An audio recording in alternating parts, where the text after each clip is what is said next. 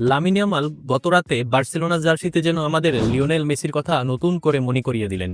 মিডফিল্ডের ডান প্রান্তে ball receive করার মুহূর্তেই পাস দেওয়ার জন্য তার সামনে শুধুমাত্র কয়েকটি অপশন ছিল। সবথেকে সহজ পাসিং অপশনটি ছিল লেভানডোভস্কিকে ব্যাক পাস দেওয়া অথবা একটু দূরে থাকা ফেরমিন লোপেসকে সেফ একটি পাসে খুঁজে নেওয়া।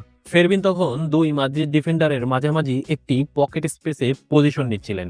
সাধারণ কোনো ফুটবলার হলে এখানেই সেফ অপশন বেছে নিতেন লামিন ইয়ামাল, কিন্তু লামিন এই সিচুয়েশনেও কঠিন একটি পাসিং লেন খুঁজে নিলেন যা তার টিমকে সাহায্য করতে পারত। তিনি লক্ষ্য করলেন রাফিনা বাম দিক দিয়ে ডায়াগোনাল ফরওয়ার্ড রান শুরু করেছেন। সেই রানকে একটি মাত্র পাস থেকে কাজে লাগাতে হলে ইয়ামালকে পরাস্ত করতে হতো মাদ্রিদের তিনজন ডিফেন্ডারকে। এরই সাথে তাকে এনশিওর করতে হতো বলের উপরে নিখুঁত টাইমিং, সঠিক প্লেসমেন্ট এবং ক্যালকুলেটেড পাওয়ারের। এতগুলো ভেরিয়েবল একসাথে পারফেক্টলি এক্সিকিউট করা মোটেও সহজ নয়, কিন্তু লামিন ইয়ামাল সেটিই করলেন। তিনি দিলেন এক অসাধারণ গ্রাউন্ডেড কার্ভিং ডায়াগোনাল পাস যা মাদ্রিদের মিডফিল্ড ও ডিফেন্সকে চিরে সরাসরি পৌঁছে গেল রাফিনার পায়ে। সামনে তখন শুধুমাত্র গোলকিপার। রাফিনা লেফট ফুটেড হওয়ায় তার শটটি কাঙ্ক্ষিত প্লেসমেন্ট পায়নি, বল পোস্ট ঘেঁষে বাইরে চলে যায়। কিন্তু এই মোমেন্টটির আসল সৌন্দর্য ছিল লামিন ইয়ামালের ভীষণ সাহস এবং সঠিক এক্সিকিউশনের, যা সত্যি আমাদের